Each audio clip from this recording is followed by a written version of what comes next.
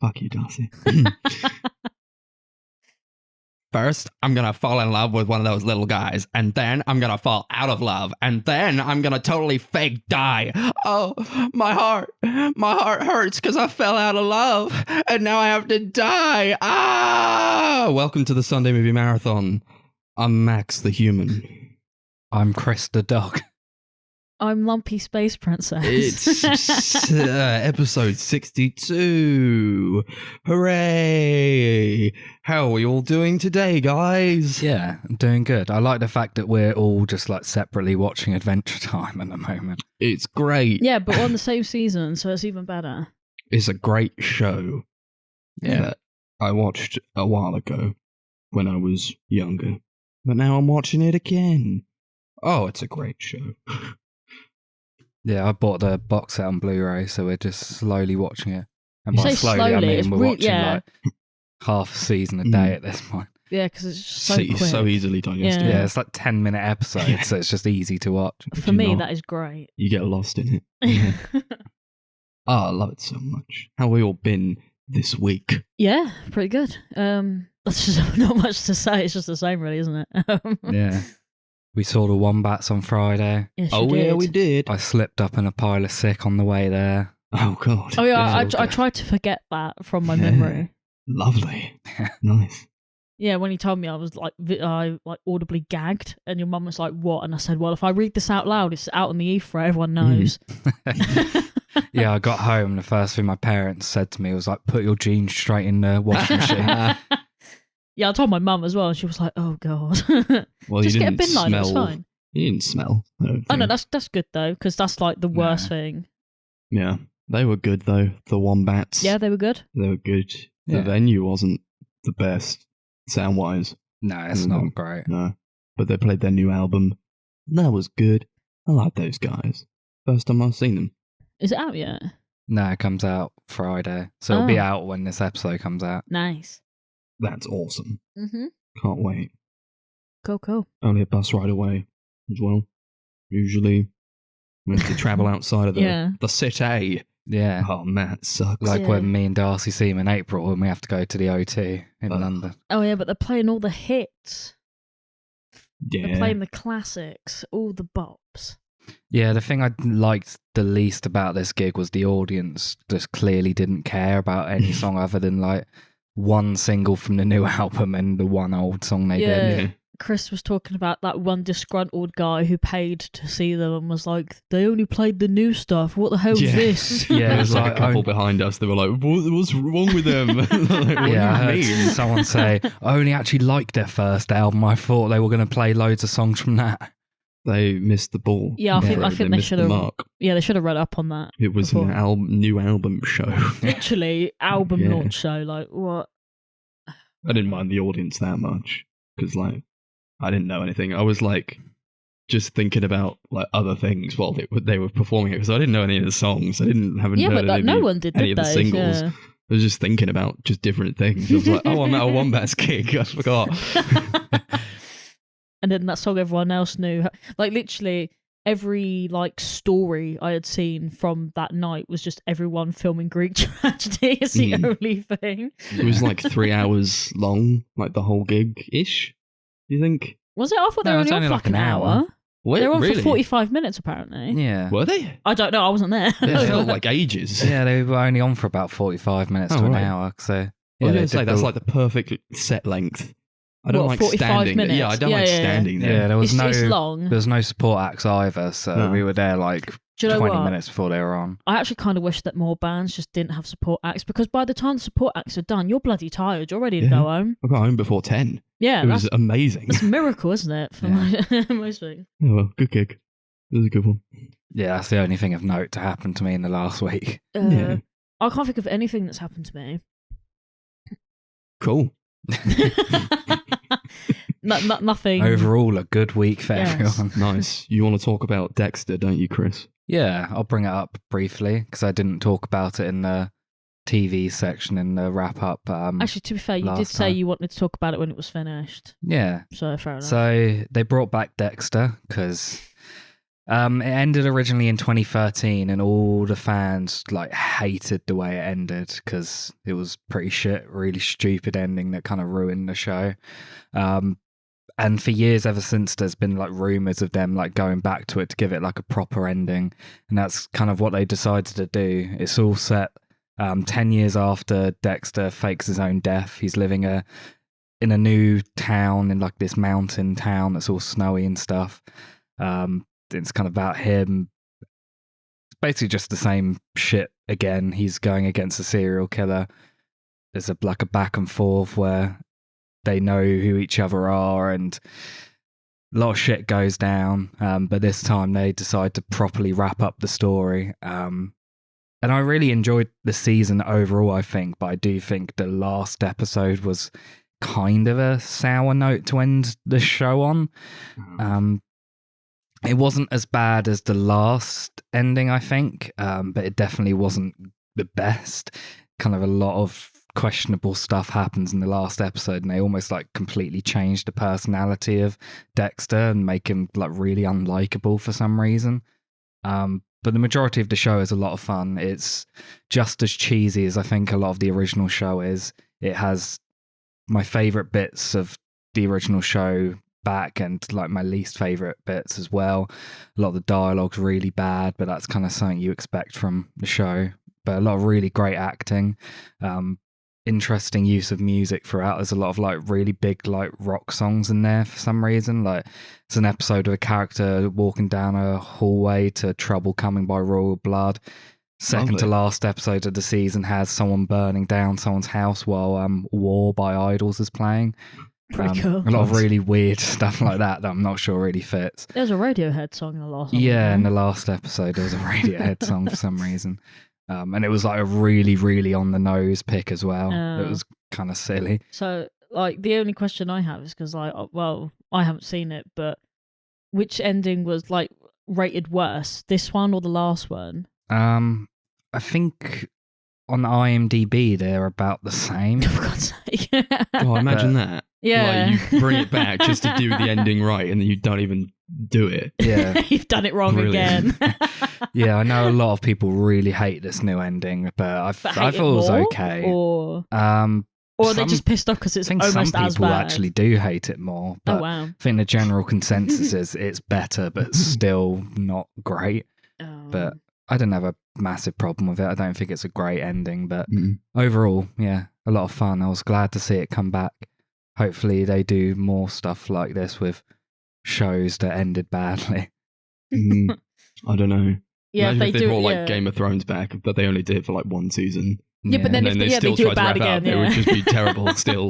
Yeah, Because there's not enough. There's too much to put in there. Yeah, to for be one fair, I season. guess with Game of Thrones, that did have like a very definitive ending, whereas Dexter was intentionally left on a cliffhanger because the network were like, you can't wrap this all up. You can't kill any the main characters off in case we want to bring it back at some point. Shame. Well, it's done now, eh? Yeah. Never again. I don't know what else I would want to see that done with, though. Probably a bunch of shows, honestly. Just a bunch of shows just like peter out towards the end. But that's just the nature of television. Yeah. Yeah, like, so- yeah. The Fall. Oh, I just finished season 2 of that. I just finished season 2 of The Just Fall. Don't watch the third You season. told me not to watch Just- the third season, so I'm not going to. It's just not. It's not really worth it. Like the last episode's really good, and then after anything before that, I feel like you could wrap up what happens in season 3 in like a few sentences. It's like Yeah. nothing happens. It's just like a collection of repeating scenes yeah, over and over I would again. say the last one is the only one in that series worth watching. The other ones just they could have just had that last episode like at the end of season 2, like like some sort of like in between kind of thing. But I they don't know. just- Even now, I don't think you really need that last episode. No, but if you like how it ends, quote unquote, then yeah, I guess. I like how season 2 ended. Yeah, it was It's like a a massive great ending. cliffhanger. Oh, they should have stopped it there. They should have I stopped think. it. Yeah, I was kind of tempted to just stop watching it at that point because I heard season 3 wasn't very good. Yeah, I'm not going to carry on. That's where the show ends for me. And Yeah, it was we a kind of- fucking great show. We kind of persevered. It does kind of ruin the show a little bit, I think. Yeah. So I feel like maybe we should have stopped. I think if I ever rewatch it, I'll only watch the first 2 seasons. I won't bother with the third one because It's just really boring. It like nothing happens. Yeah. Nothing of note. It took me a while to watch the second season because like it's so dour and like It's everything really that happens is like, oh, depressing, for fuck's sake. It's so upsetting. So like it took me ages to finish it. Whereas we watched it in like A couple of days. Yeah. literally not even that. Oh man, that's a good show. And I would recommend that now that I've seen like the first 2 seasons, but I would only recommend the first 2 seasons as that's what I've seen. I think all 3 of us would happily just say watch the first 2 seasons and forget the show ever continued. If we wanted to do like a retrospective on The Fall or something, I don't know, 10 out of 10 for the second season. Yeah, That's I'd agree for with that. me. Yeah, it's the best season. Wonderful. And season 3, I give like a 5. It's just boring as shit. Yeah, I just feel like nothing was really added until like the last episode. So what's the point? It's a shame. While I was watching like season 2, I was like, this is like some of what's going on here is like the best television I've ever seen. Yeah, I'd agree with that. And then it all went downhill from there. They're all so good. All the acting's so good. Amazing show. Thanks, BBC, Yeah, thanks, Wheel. for that and nothing else. We watched a Paul Thomas Anderson movie, the new one. That we That we did. did. What is it, Chris? Because you love the shit out of it. Yeah. So the film is Licorice Pizza, his newest movie, which came out like in the last week. I've seen it twice now. Saw it, I think a day or 2 after it came out, and I saw it with you guys a few days ago. The film's set in, I think, 1975 in the San Fernando Valley in America. It's all about a high school student called Gary Valentine, played by Cooper Hoffman, Philip Seymour Hoffman's son. And he has this like weird relationship / friendship with Alana Kane, a girl who he meets who like helps out this school photography sort of thing. They strike up a friendship because he wants to get with her, and it's kind of like all about the different shit they get up to. He's like a entrepreneur, businessman sort of thing, and he's like going down loads of different avenues. Like he's like a showman and has a huge ego and wants to do like everything, and film's kind of about all the different things that he does and the way their relationship blossoms. Have you noticed that Chris has failed to mention the, like, you know... I said the he was fact a that- high school Yeah, student. he's 15 and she's 25. Gross. That's it. That's all I'm saying on this. Gross. That's all that Darcy's saying on this. For the time being, until someone brings That's it all up she again. has to say about the film. Yeah. It was good. It was okay. It's like the worst Paul Thomas Anderson movie I've seen, to be fair. I love him as a director. I think he's fantastic. This just didn't really hit the mark for me, though. Although it was like super weak. It was like every so often I was like, what? I was checking my watch a lot. I was like, what time is it? This is like 2 hours and like 15 minutes long. It was and quite it a long feels one. that length. And I don't know. I didn't really care. I didn't really care about what was going on. I didn't care about like these guys because, you know, what Darcy said is fair. You know, he's 15, she's 25, and that's kind of gross. I thought the entire time. I was like, why do I care about these guys who are doing this if one of them's essentially a child?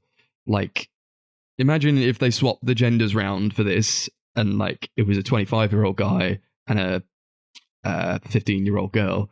That would be like, This film's cancelled. it would be cancelled. Yeah. It wouldn't be acceptable. I mean, it is kind of being cancelled by a lot of people. Really? Yeah. I can't blame them. I really can't. Like, when you really think about it, it is gross. But I guess the only thing I can say in its defense is that it's not like overtly in that It's kind not of sexual, way. really. Yeah, like nothing really actually happened, and like, and what? They, But it's like if you're they kiss at 25 the years end, old that's while it, you're hanging yeah. around a bunch of 15-year-olds and his mates. Yeah, it's really like, she even sad. says that. It's like, why am I hanging around Yeah. with Gary and his 15-year-old mate? It's like, yeah, he's 15 years old too. Yeah. Like, why are you doing it? And then she just continues to do it. But then I guess see, for me, I don't have a lot to compare it to because I've only seen 2 of his films. I'm pretty sure. Yeah, it's like But there's it- some Punch Drunk Love. Yeah, isn't but it? that film was like infinitely better than that film, if I'm honest. But then you'd probably agree with that, to be honest. Yeah, that's his best film in my opinion. I don't know. I think he rarely misses. And I wouldn't even say that he missed on this occasion. It's just not really something that I feel I can ever go back to because I don't care. And like, I got home and then I forgot that I watched it. and I didn't really remember anything about it. I kind of understand what you mean, because literally just before, I think it was yesterday, wasn't it? I was like, oh, what films are we going to talk about? And then you were like, oh, we're going to talk about Licorice Pizza. And I was like, oh, shit, yeah. Licorice Pizza. We watched that, didn't we? Yeah. I got out, I was like, I couldn't even tell you what that movie was about. I mean, it's a pretty simple plot, to very be fair. simple coming of age type thing. Yeah, but like, where it relies more on like the characters, I don't really care much for the characters. Yeah, that's the problem, isn't it? Yeah, that's kind of like what the film relies on. It's like a hangout movie. It's like very relaxed. There's not loads of stuff happening in terms of plot. So if you don't enjoy hanging out with the characters and don't enjoy being in this world, then you're not going to enjoy the movie. But like, obviously, I'm the complete opposite. I really loved these characters. I loved all the 70s setting and like just being in that universe and seeing how everything is. So I got so much out of it because of that. I liked all the characters individually, but I didn't like them when they were together. But I think that's more to do with the fact that I just couldn't get out of my head. I just think it's so gross that a 15-year-old and a 25-year-old could ever be together. I just think it's gross. Yeah. I just can't get behind it. That's all. But like, the characters themselves are actually, I really like them. They're actually really likable. But all the acting's really good. Yeah. To be honest, even like all the direction's really great. Obviously, because Paul Thomas Anderson's a brilliant director. I don't really feel like it misses on a technical level. It's just like on that story level, it's not really what I'm looking for. No. In fact, it was like the opposite of what I wanted. I was like, thanks, man. Because Chris was like, oh, I think you'll like this film. And just failed to mention that I probably just would not enjoy. I thought you might find it funny, and you laughed a few times. It was funny. Although, okay, can we actually just talk about something for a secing? And we all know what we're going to talk about. Asian I want to talk about the like blatant racism in this film. Mm-hmm.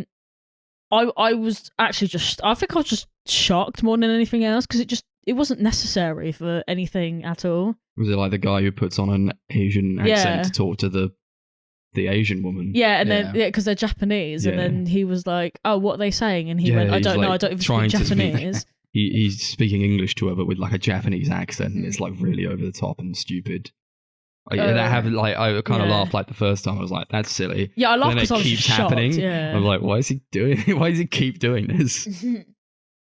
I didn't appreciate that. Yeah, I think it's like meant to be making fun of like how out of touch and racist people were towards Asian people at that point. Oh yeah. But I completely get why there's like a lot of backlash to that joke, because it's like super, super controversial. I was hearing about it before the film came out. Well, yeah, that's true. I guess, yeah, we do have to put into context that, like you said, it is set in like 1970 something. So I suppose, I guess it was bound to happen, but they didn't need to put it in there, I don't think. Yeah, it felt a bit unnecessary. There's a lot to do with like what goes on in that time. It's like there's racism, there's sexism, everyone's trying to pinch the girl's butt all the time and like hit on her. Yeah. Like that bit that happened at the beginning where her boss like grabs slaps her on the ass, and I was like, excuse me. Like I literally visibly moved my head. I was like, what the hell? Just happened there. Yeah, it wouldn't fly now. I didn't know it was like set in the 70s until I saw like the phones that they were using, which were like just onto the walls of their houses. I was like, oh, it's the olden days. I'm not gonna lie, it took me a while to get there. In fact, it took me so long to get there that I didn't figure out until he sat on the waterbed, and I went, oh, they didn't have waterbeds in the 70s. It's a new thing. Oh, okay. But I think it was mostly me not really like picking up on the fact that, because obviously you can have like vintage phones now, so I didn't really think about it until I saw the waterbeds, and I went, no one would have them. Yeah. Like his new business tactic. I was like, why are we watching this guy sell waterbeds? I'm like, I don't care about this. Why does he love waterbeds so much? I just kept thinking about how like impractical a waterbed would be. Yeah. Like I wasn't really thinking about the film anymore. I was just thinking, that is so dumb. Like what if it explodes? What if Edward Scissorhands goes on it and he punches the waterbed? Yeah. When Winona Ryder comes in. What a hero. I feel like a lot of this film for me is kind of like almost like a teenage fantasy. Like the scenes are almost like living out his fantasies. Like he's just imagining these things and everything's going kind of how he'd want it to be. Because like a lot of things happen in this movie that I feel like wouldn't happen in real life, like him going on having this successful acting career and then starting a waterbed business and like being like really rich from that, and then owning his own pinball place. It's like the pinball place like, was the best. I feel like he should have had some sort of fall. He should have like had some sort of fall from grace because he was always up. Yeah, but like there was nothing that like took him down a peg at all. He was always like, he's a massive entrepreneur who was like trying to chat up what's her face in the beginning, and he's like, yeah, I'm a great actor, I've been in loads of stuff. And I was like, he's lying, but then he actually was, and he was doing all those things. I was like, he should have been like lying, and then he has to like do something to make himself better, but like he was always great. Yeah, and even for some reason, and even the like trouble that they had with like gas running out, and they couldn't like do the bed business anymore. It was like the only thing that I found to be a little bit tense. Even then, nothing really happened. Destroyed Bradley Cooper's home. Oh my god! Like, oh shit! How unhinged was that man? That was a great scene. That I was really like love my Bradley favourite Cooper bit in of the that. film. He's just like shouting at him, telling him he's going to kill his entire family. I'm not going to lie, I actually thought for a couple seconds that it was Jason Bateman, and I got really excited, and then I looked up the cast afterwards and I went, that's not Jason Bateman, that's Bradley Cooper. I'm upset, but I do like Bradley Cooper, so no harm. He's good in this movie. Oh yeah, he was great. It was unhinged. There's a lot of really great performances throughout. Obviously, Cooper Hoffman is incredible in the movie, I think. There's like so many points where I was looking at him and I was just like, he is his dad. Of his dad. Literally, he is his dad. Like he looks very similar. A lot of the mannerisms and stuff he does, like exactly what his dad did. He sounds similar to him as well, but like not in that same kind of way. Yeah, it's like a younger he's really version. young. Is he actually? No, he can't be 15, can he? He must be. Yeah, he's a teenager is he actually 15 in real life. In real life? Don't know if he's 15, but I know he's a teenager in real life. Wow. No, he's really good. Like really, because this is his debut, isn't it? Yeah, really good. As with Alana Haim. She was. She was really great in the movie. All right, I'm ragging on the film quite a lot because I don't like the story. She was like but the best performance for me. Yeah, I'd agree. She was great. You got the entirety of the Haim band in there. And I their didn't parents realize. for some Yeah, reason. literally everyone was in it, and I was like, "What the hell?" It's because Paul Thomas Anderson's really close friends with him. He's like done loads of music videos for them over the years. Oh, I didn't even because I don't really listen to them, so I recognised her, but I didn't recognise the others. There was like a scene in that where like I thought after it had ended, I was like, that was the best scene. And then like I don't even like really remember it now. It was like she blows up at her family because they're like taunting her or something. She's like, why don't you just shut the fuck up? And she's like telling everyone to just shut the fuck up. Or like, oh yeah, you shouldn't have yelled like that. Like when they're out on the curb, and she's just like, oh, go fuck yourself. And then that was it. That's a really great scene. So a lot of like really like big actors as well just have like random like appearances, like Bradley Cooper. Sean Penn's in there at one point. John C. Reilly is just chilling. Yeah, is that he him? plays Yeah. Herman Munster from the Munsters. He was literally in it for like 10 seconds. Right. So there was like a booth in the corner, and he was talking to some kid like, "You can't do that with Jan Frankenstein." Or no, they're whatever. like, "Are you the real Jumbo. Herman Munster?" And he's like, "I am the real Herman Munster, but you can't be here right now. You have to go away till we open." Yeah, it was it was literally like a come and go like span. I like Sean Penn. Yeah, I don't see him in in much. it? He was the motorcycle guy. Yeah, the actor who's like trying to seduce Alana. He has like a great scene in the restaurant where he's getting like fucked, and he notices his friend who's played by Tom Waits, and they just like start shooting. Oh, by the way, that was horrific. I hated that whole thing, but I think it's because it made me feel really like uneasy. I can't explain it. Like it was so sleazy and gross. You got Benny Safdie's also in it. Benny plays Safdie. the guy who's running for mayor. Yeah, I like him. I like him a lot. He's a very interesting looking guy, I must say. I said that when I got back. I went, he's a very interesting looking guy. What does that mean? I don't know. He's got like a really strange look, but he's got like really nice eyes. It's really weird. I can't explain it. He just looks like he's been punched quite a lot. But... Wow. Nice. But no, I liked him in this film. I thought he was going to be in it a bit more because I saw that he was in it, and I thought he'd be in it more. Yeah, that's what I thought about Sean Penn and Bradley Cooper as well. Yeah, they just like to be weren't fair. in it. No, I completely forgot they were in it until they appeared. Yeah, I hadn't seen anything about this movie, so I didn't know anyone was in it. And when everyone turns up, it's like, oh shit, that was Sean Penn. Oh shit, it's Bradley Cooper. Oh shit, it's that guy. Yeah, See, I wish I had that was kind of nice. thing, but then I didn't know who half the people even were until like. And you had the end. the waitress from It's Always Sunny plays Gary's mum. Oh yeah, she I was love her. Yeah, she was good. She ain't in it much. Yeah, she's No. not, to be honest. But then it's not that integral to the story, I suppose. I wish I could talk a bit more about this movie, but honestly, I can't really remember it. Um, And I watched it like 2 days ago. Was And it that's 2 days my ago? problem with the movie. It was something like that, yeah. Yeah, we watched it on Sunday, so it's like 3 days ago. Okay. Mhm. I mean, I remember like a lot of it. I just really don't have a lot to say because Mhm. it's one of those films where it's like it's good and everyone's good in it, but yeah, I think Chris is right. If you don't enjoy the story, I don't think you're gonna like it because there's like nothing else Yeah. happening. Yeah, if you don't like the characters or the universe, it's not really a film for you. I feel the exact same way about his film Inherent Vice, which is very, very similar structurally. It's like doesn't really have much of a plot. It's kind of just like a bunch of loose scenes stitched together. That film I like far less than this, but I definitely still like it. I don't think he's a director who's missed yet. Even his weaker films, I still think are good movies. Even Hard Eight. Yeah, I think Hard Eight's a good movie. I've not seen Hard Eight, but everyone seems to not like it, so I thought I'd bring that one it's a in good like Hard movie. Eight. It's not great, but it's Okay. good still. Fair enough. Well, his big ones are like Magnolia and The Master and just Boogie There Will Be Nights. Blood, Boogie Nights, yeah. I literally have not seen a single one of those films. Oh, you gotta. Yeah. On to ratings. Sure. What we're rating it out of. Pedophiles. Okay. Jesus Christ. Yeah, I really, really love this movie. Like I said, I've seen it twice now, and I just enjoyed it like so much both times. I just love these characters, love the universe. I really like the soundtrack, like of all like 70s rock music, like David Bowie and Wings and stuff. Yeah, I just really love this movie. Paul Thomas Anderson is a master director. I give it 10 pedophiles out of 10.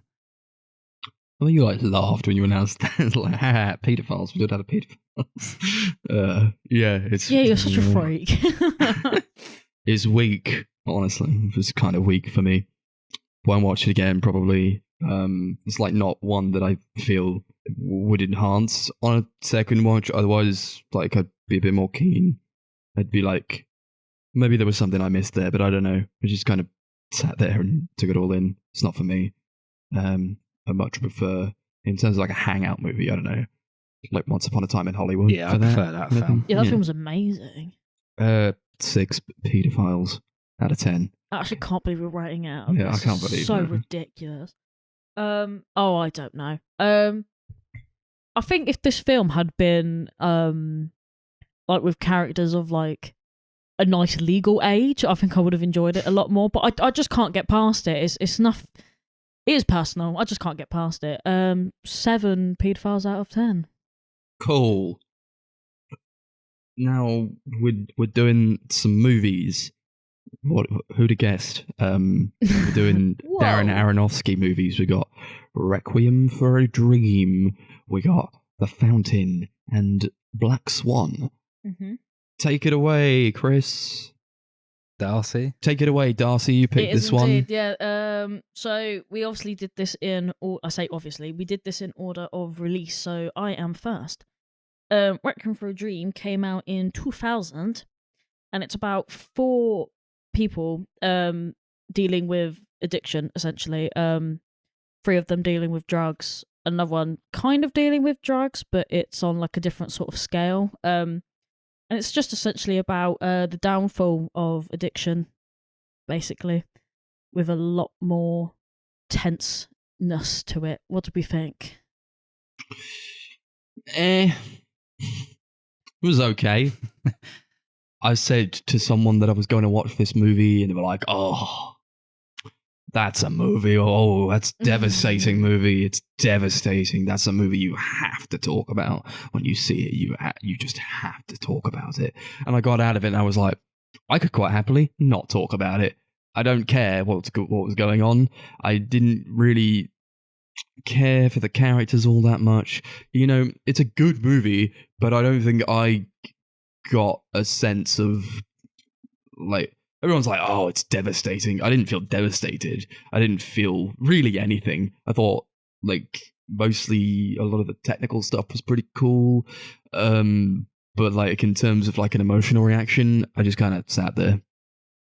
This is like it's not the weakest Aronofsky because I quite liked it, but it's kind of down there for me. I don't know. And I had the opposite. Yeah. Like I literally had that like we'll get back to this like visceral feeling that because I've had it quite a lot in this marathon, but in this film in particular, I get this like tenseness that I can't quite describe other than it builds up so much with like the music and the story. And to be honest, I just wanted to jump out the window just to get away from it. Do you think you feel that way because you went in like expecting it to be like that? So like, because so many people obviously consider this to be like the greatest movie ever made and like I don't think a really horrifying, like depressing movie. Do you think you kind of went in expecting it to be like that? So maybe you were a bit disappointed when it wasn't or didn't affect you? It might have been a factor, but then I also feel like this doesn't do anything that I've not seen in other movies. Like other movies that kind of tackle drug problems or like addiction.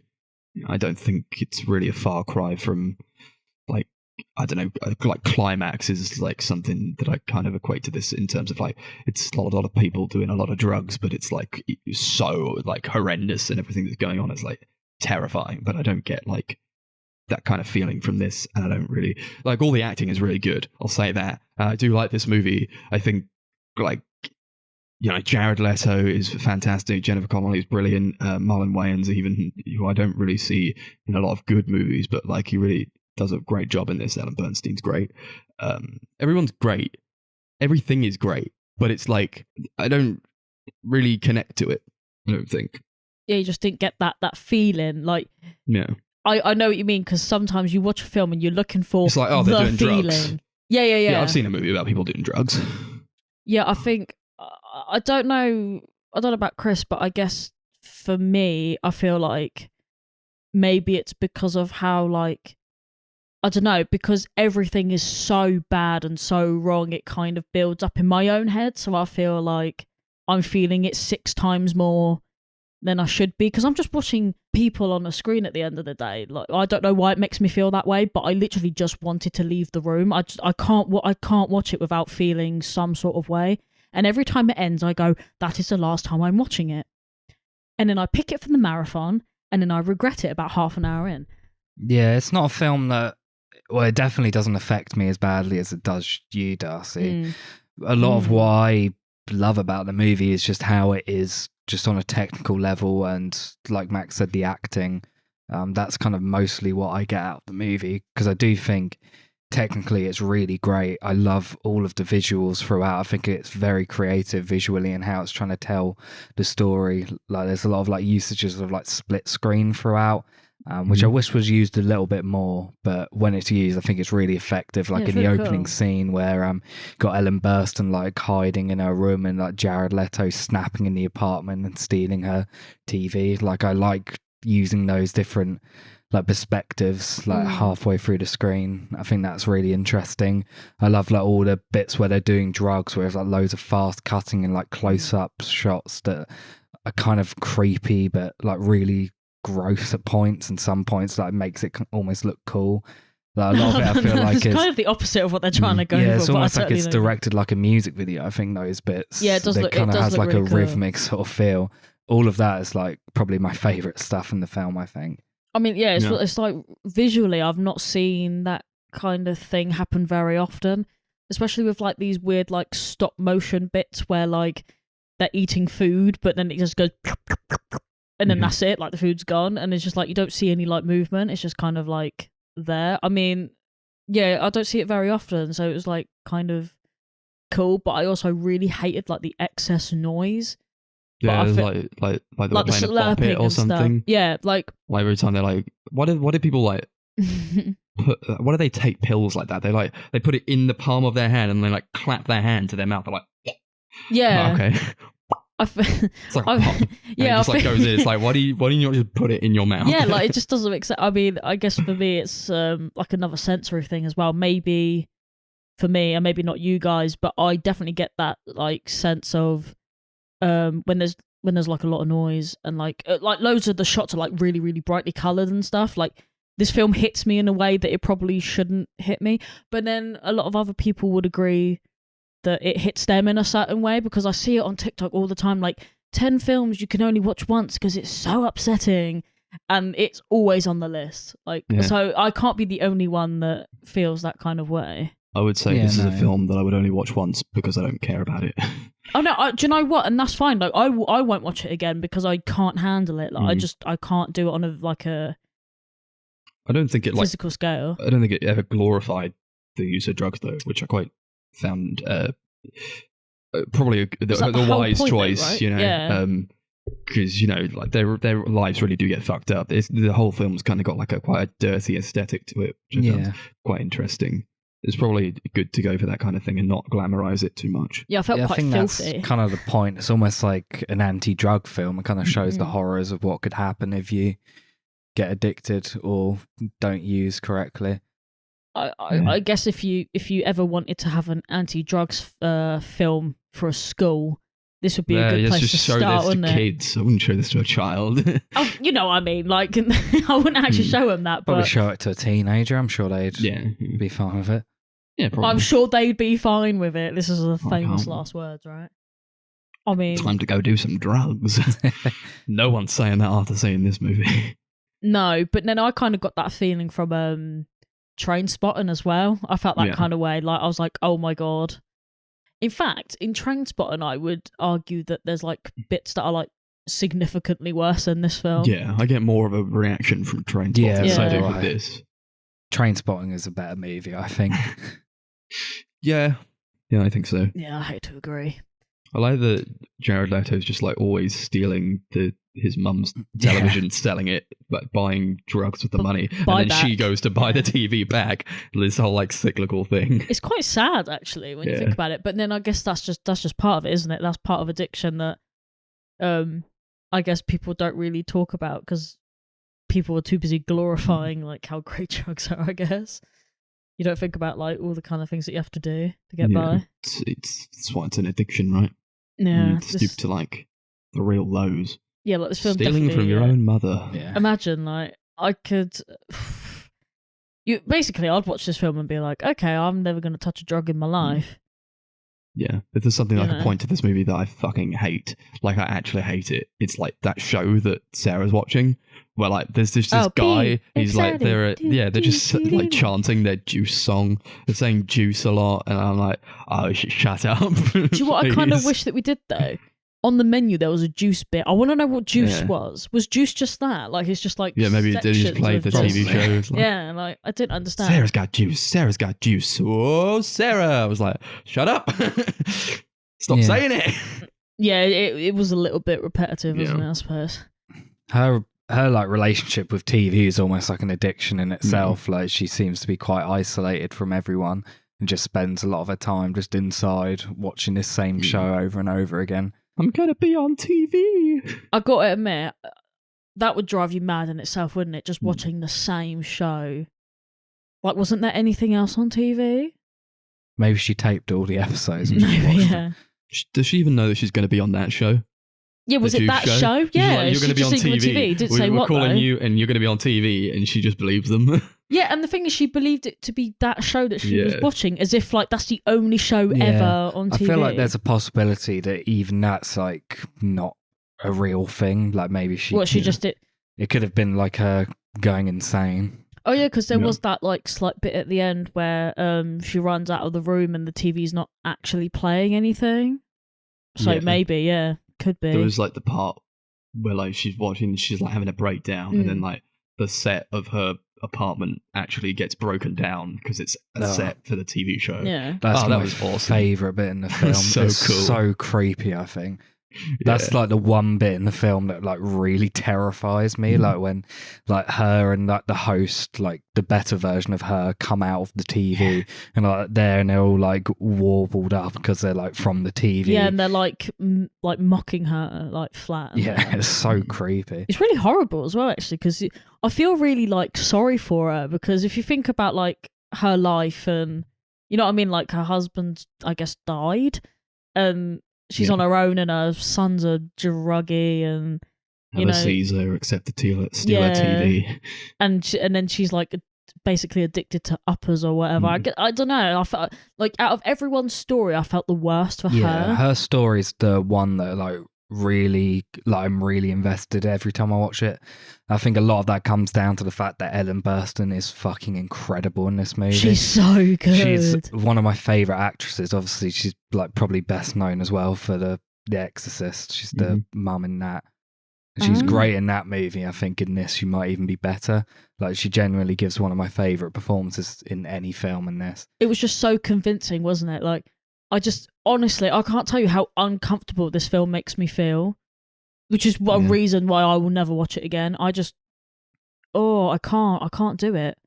Going back to acting, actually, I wanted to bring up Marlon Wayans also because he's pretty good to be honest. Brought him up briefly, and like I've only ever seen him in like shit like Scary Movie and White Chicks and like all those shit comedy movies he made, and like it's crazy seeing him like actually in like a dramatic role and being like really great in it. I wonder how that came about, because I feel like that's what Darren Aronofsky does very well, though. He gets like actors who aren't like, or maybe they're out of the limelight, or they need like a resurgence or something, or like maybe they need something to kind of prop them up a bit, and he just goes, "Here, be in my movie," and he makes them like really great. Yeah, because I can't imagine Jared Leto being in many movies before this, because this was 2000. This was one of his big breakthrough films, along with like American Psycho and Fight Club.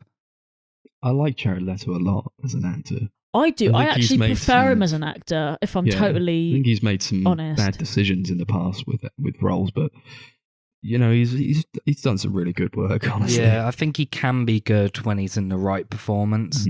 Like Suicide Squad, he was not good in, but like something like this or Dallas Buyers Club, he was great. I've heard he's really, really bad in House of Gucci, but I've heard that is mostly because his character's like really flamboyant, so it doesn't work for him.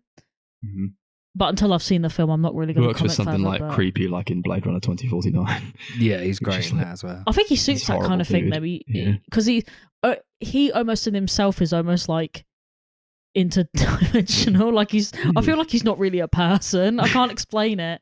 Like if you like ever read about him, didn't he went on like a really long retreat and didn't even know COVID was a thing until he came back 6 months into his retreat. He had like a 6-month vow of silence in like the middle of like the desert or something. Yeah, and he has like a cult or something somewhere in like in like his own island or something. I swear to God, he is not a human being, but I kind of love him. He's a character. Like he's an interesting guy. And he's very good in this. Oh yeah, he's great in this. Like loses his arm at the end. You see his face like crumple up like, oh, my arm. Yeah, that's quite sad when he's like, he's calling up his girlfriend. She's like, can you come tonight? Because she's like about to go to this orgy. And he's fucking hell. He's like, yeah, I'll come tonight. It's like really upsetting seeing that bit. Yeah, I felt for him. I mean, like, I can't feel bad for everyone in this film. Like, this film is just like, I don't know. I just get that feeling of like, I kind of want to smack him, but also kind of like just want to take him away from it all. It's a weird feeling. Don't even feel good in the orgy scene. Just feel sad. Ass to ass. They just shout "come" over and over again. Do you know what? That will make someone not come. Let's be honest. What a horrible scene that was. Jesus Christ. Yeah. Maybe she like got it the worst, honestly, because that was like completely fucked up. Which is really weird as well, because she seems like at the end it seems like she had the best out of it, if that makes sense. Like she's happy. She's got a little druggy bag.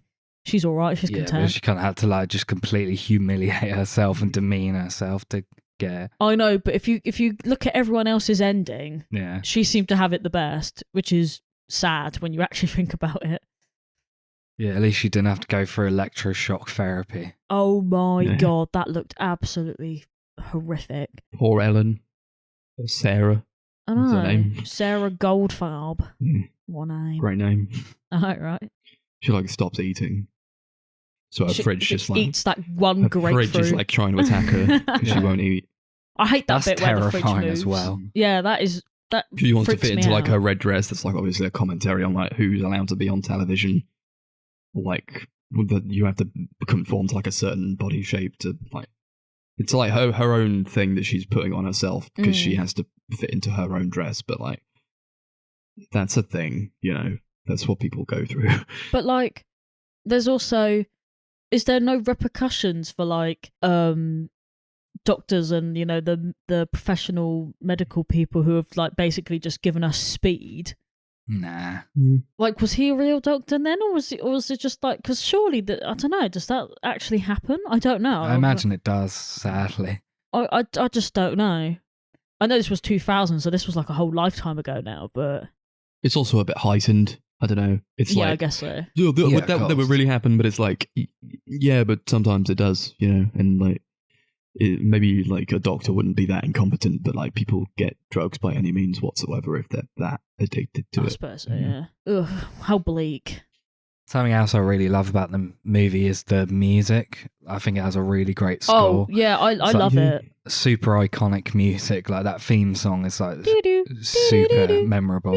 Like Peace by File. Yeah. Yeah, I knew that like theme song before I even watched the movie. The I've known only- it for ages. The only thing I don't like about it is that it's like almost the only music that's in it, if that makes sense. I think they play it a bit too much. Yeah. Yeah, but I love like there's like a great mixture of strings throughout with like these like really industrial drums.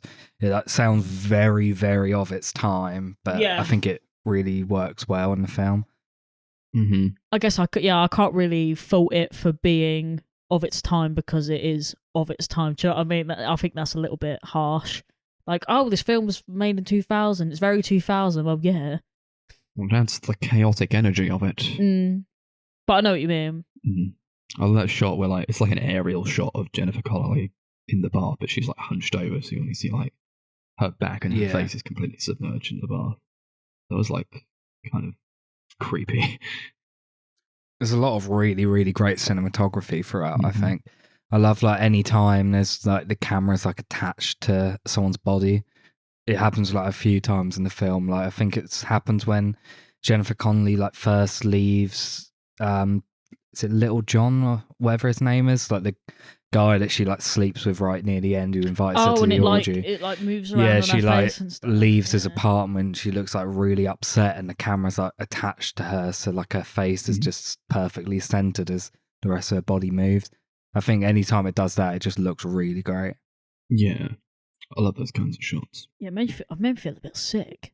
I think it's just like all the moving. I think that's kind of the point now. Yeah, I mean, given the circumstances, I'm not really surprised. I love she's like she wants to hang out with Jared Leto, so he's like, what? Oh, you got to get a job. And she's like, oh, you could set up your own business. And she's like, if I set up my own business, I won't be able to hang out with you. Like, well, you're never going to get a job ever. Yeah, that doesn't make Women, any sense, does it? Shut up. I like when the film just like suddenly transitions through seasons. Like it has that like title card, and it's like that really loud like slamming noise. Oh, I didn't like that. That slamming noise was so stupid. It was like fall, boom, winter, boom. Like, okay, we get it. I like it. It's the seasons. Yeah, I don't know. I feel like you didn't really need to happen. Mm-mm. Like you could just kind of tell, like, No, I mean, I what appreciate. it was by like I don't know, like if they went outside, or like you could tell passage of time without transitions like that. Yeah, I think they could have just as easily did that thing that they do in like more modern movies where they just put the text at the bottom like of a new scene, like "fool," and it's like, okay, I didn't Or need not even that. "fool." I don't know. You know what I mean? You just tell like a lot of time's gone by in terms of like I don't know, maybe like just things about like settings would change, or like the actors would change, or the faces would change. I don't know. This is not like Twilight did that, you know, where Bella was like sitting in the window and then like No, it it says, spins oh, it's round. winter, it's autumn, it's this and that. To be fair, I guess it did. It could have been without, because there were like scenes where, I've forgotten the characters' names now. Harry and the other one. Yeah. Were talking about Tyrone.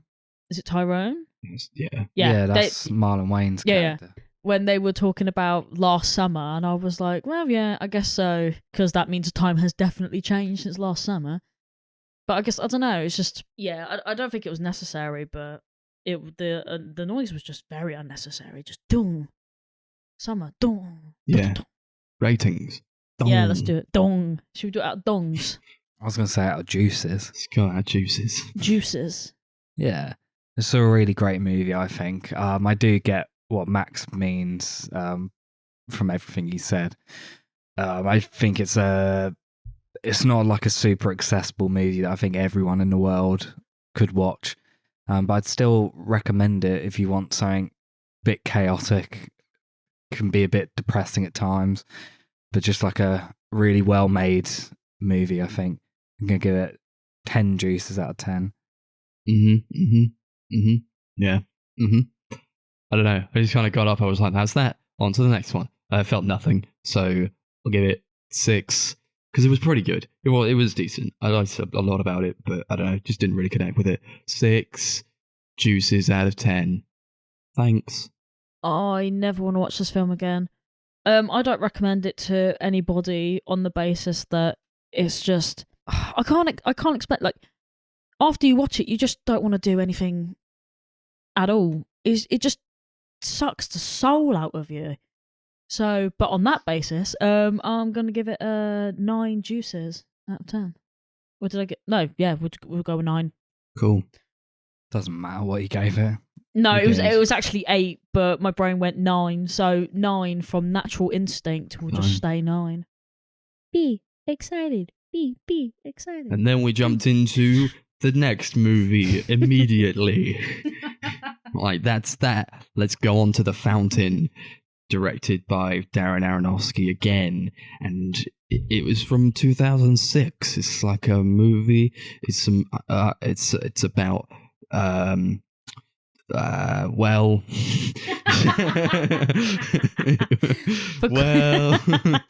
so Hugh Jackman and Rachel Weisz are married. That's Tommy and Izzy. So like that. Fucking hell! What's happening to the laptop? Oh, that's the noise it makes. It's the crackling. Fan, the fan crackers. Oh, I man. need to get it like. Sounds like it's on fire. Oh my Yeah, God. It needs to be like Cleaned out. Yeah. Yeah, you need to do that. God damn. I can't open it. Though. It sounds needs like it's going to opening. explode. It won't. I promise. See, it will shut up now. Okay, cool. So it's between these guys, and they're married, and Hugh Jackman's a doctor or a scientist. I think he's a scientist. He's trying to cure tumors in monkeys, and his wife Izzy has cancer, and the reason he is trying to cure, the primary reason to cure the tumors in the monkeys is so that he can translate it to humans and essentially stop death. That's what it boils down to. And he was trying to save his wife from dying of cancer. While all this is going on, Izzy has written a book called The Fountain, and it's a kind of fantasy mystical book.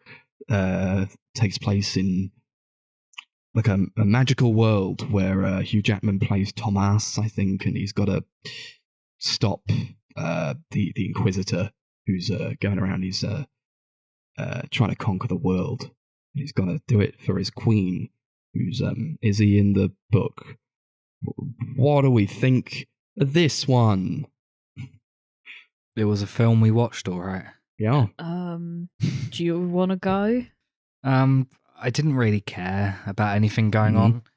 I think what it's trying to say is, I don't think it's like super complex or complicated, like its messages and its themes, but I think it just intentionally tries to tell that message in the most like overly complex and bloated way, to the point where there's like, I never felt like confused like massively as to what was happening. I was just like, this is kind of an unnecessary way to tell this story. It's on like a massively grand scale, and so much of it I was just like, you definitely could have like toned it down a little bit. Yeah. I also did not care about this film whatsoever. I think I cared about it less than everybody else.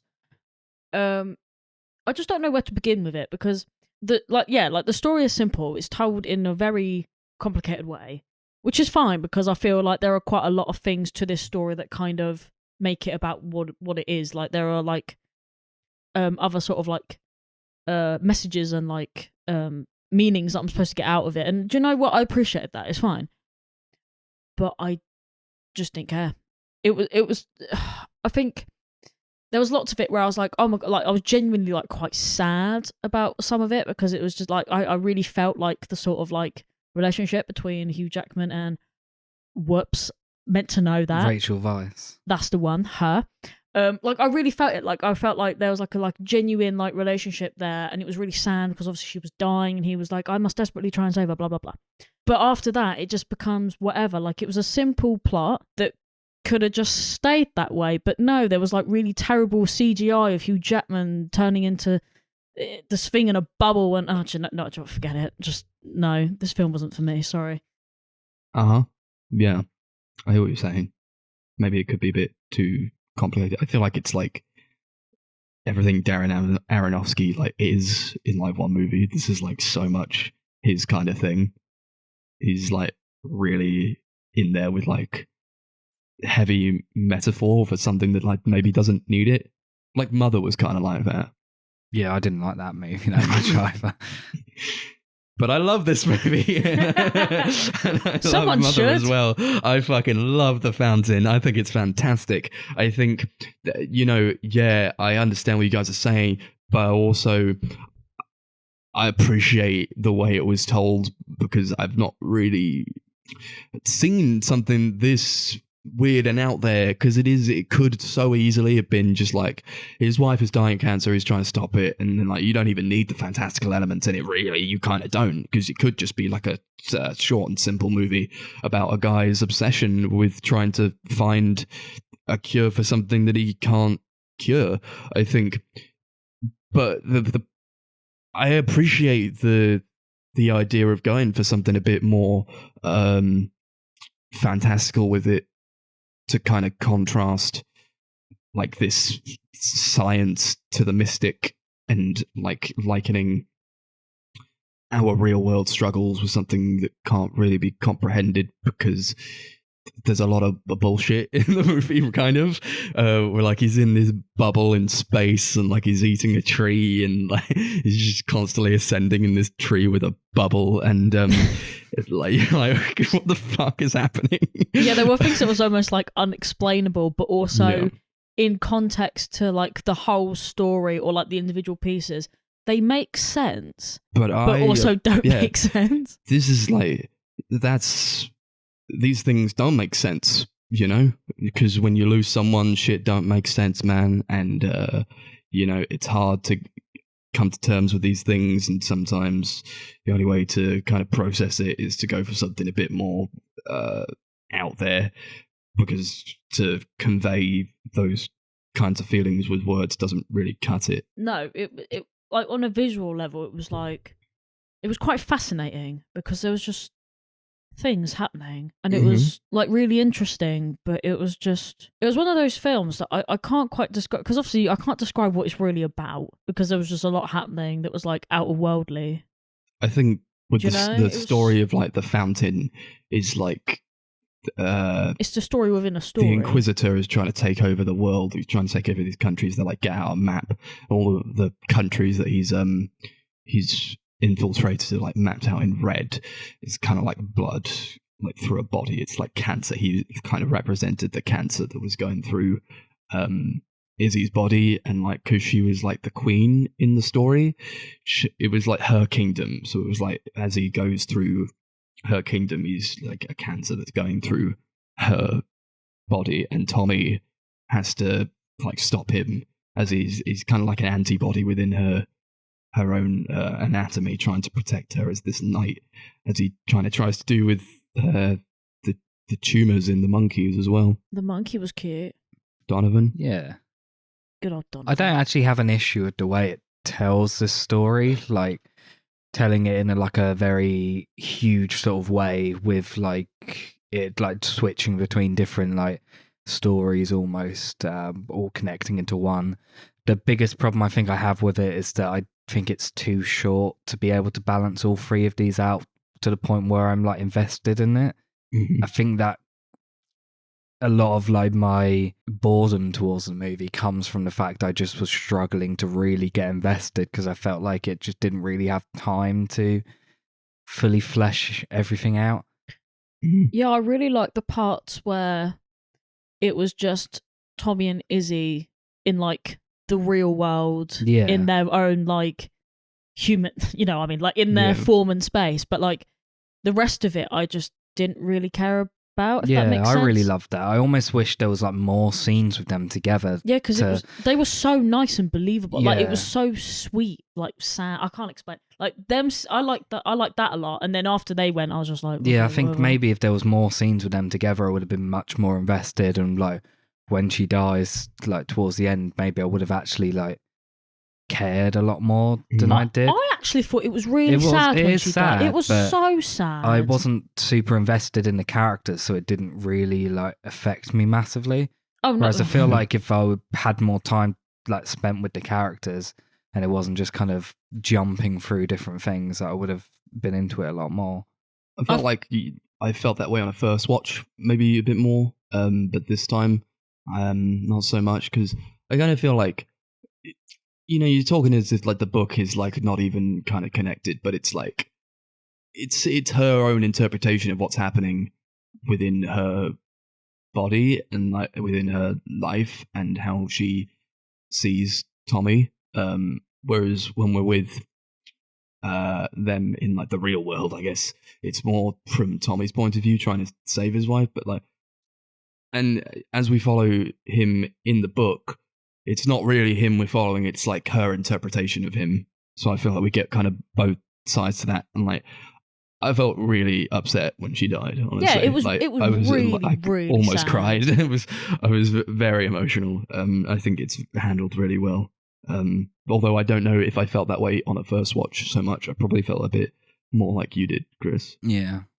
I think I felt more sad because, like I said, like I felt like they were believable, and I feel like I could see it from, in his point of view. That is like, it's like losing like part of your limb or something, isn't it? It's like someone that I don't know, I can't explain. It's like, I felt really sad, like really, really sad, but that was the only time I actually felt anything in this film, if that makes sense. I was like, oh, there's one thing that's really sad. Oh, I don't care anymore. Yeah, I guess like when he's in like the ball, it's just like he's just in a ball floating up into Xibalba. So he, like with this tree, I really liked like all the visuals of that. I actually liked that. Yeah, I quite loved a all lot. the metaphors, especially at the end. And I like how it connected with the story they were telling. But like that is kind of like the most disconnected because it's so like deep with the metaphor, and it's like, okay, you're just watching this guy sit with a tree for a while. I did like that bit, where like towards the end he's like with this tree, and then he's dying, I think, and he becomes like part of this landscape because he basically becomes like foliage. Mm-hmm. He like Yeah. sucks the sap out of the tree. Yeah, and then Looks becomes like milk. Yeah, it's kind of like cum. Yeah. It actually does look like cum. And then he becomes cum plant. Yeah, there was more to do with like I think that's like death, hubris isn't it? of man, like taking what you can't have, or like he's trying to achieve eternal life, but it's like, okay, you want eternal life, but it's not going to be in the form that you're used to, so you're just going to be plants now. Yeah, because it's kind of like I kind of thought about like when people die and they get buried, they kind of become they become a different form of life because their bodies then become like fertilizer for like plants and stuff. Yeah. Yes, that's like, how I felt about a lot to do with like the endurance and eternity of nature. Izzy's like, now I want to be buried. My friend was buried, and they planted like a seed, and then a tree grew over her grave, and then she became part of the tree. And then when a bird took like a seed from the tree, like it was part of the bird as well. She was part of the bird, and I think that was mirrored when he buries her at the end. And I like that kind of this idea that we're all connected to nature in that way. Yeah, I love that kind of thing. I just I kind of just wish I felt it a bit more in this film. Yeah. Like, maybe it's because, I mean, granted, I was kind of busy doing other things at the same time, so that didn't help. But I just wasn't feeling it like I should have felt, I feel. Yeah. I think there was a lot of insistence on like the futility of what he was doing as well, with trying to like cure this tumor in the monkey so that he could replicate that within his wife. But it's like, it was almost like he shouldn't have been doing it because he's just at work all the time and he's not like wasting seeing his time. He's wasting all of his time when he could be with his wife, and like she doesn't want him to do that. She's kind of already accepted that she's going to die, but like he's literally trying to play God with this, and that's, I think, mirrored with like his ascension into Shabalba. Yeah, because I'm sure there's going to be desperation in someone who feels like they work in a place where they could cure something. Because you would, wouldn't you? If you thought you could do it, or you could try and do it, wouldn't you do it? I'm sure there are people out there who are trying to do that. It's like a line where he says, "Death is a disease, and there is a cure, and I will find it." But it's like, no, I don't know about that. I mean, to be honest, it's just a part of. It is a part of life, the cyclical nature of life, and then when you die, I don't know, I guess you just become like matter or like energy. Yeah. You become energy and you return to the earth, and then you're connected a bit more with that. It's not like a physical form that we're used to, so we're like, that's death. It's like the death of our physical selves, but like maybe there's something a bit more to it. And personally, I can't imagine like living forever. That's why they're so insistent on like death as an act of creation, they say, where it's like she dies and then she's put in the earth and then her body becomes one with the earth and then a tree will grow over her. I love a lot of like the visuals, especially like when it's in that ball. I think they're really, really creative, but I do think some of the effect work can be a little bit hit or miss throughout. It looks a bit cheap to me. Yeah, I don't know. I really liked all of it, to be honest. I don't think it's like terrible, but that tree was like real, and like all the stuff around it was real. It's just like on a green screen. It was none of that stuff. It was like when Hugh Jackman was like flying in the sky and stuff like that. That just looked awful. But the rest of it was fine. Like in terms of like, I like, you know, when he like was becoming the plants and the plants were like pop, pop, pop, pop, pop. Yeah, that looked really cool. Yeah. Yeah. It was just when he was flying and stuff, it just looked really bad. But the rest of it was fine. The rest of it was good, actually. Yeah. When he like you know, like when he like climbs up the tree, like he's kind of like a monkey, and then like he jumps out of the ball, and then like he turns around and he just goes into like a meditative pose. He floats through the sky. It was very interesting though. Yeah, it was very like nimble. I was like, oh, Hugh Jackman can move. I like that. I like that stuff because it's like.